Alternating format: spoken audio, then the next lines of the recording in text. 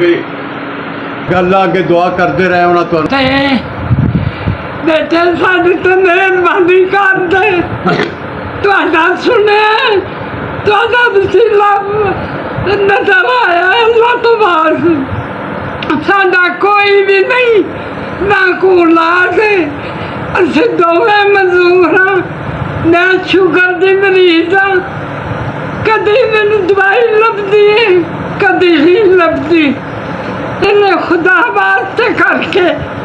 साडे ते रहम खा। बेटा जी मैं मजदूर हाँ असीं दोवें जी दोवें ही मजदूर हाँ लत्तां तो दोवां दे रीढ़ दी हड्डियां जिहड़ियां फ्रैक्चर होईयां ने दोवें मजदूर हाँ ते साडा औलाद साडी कोई नहीं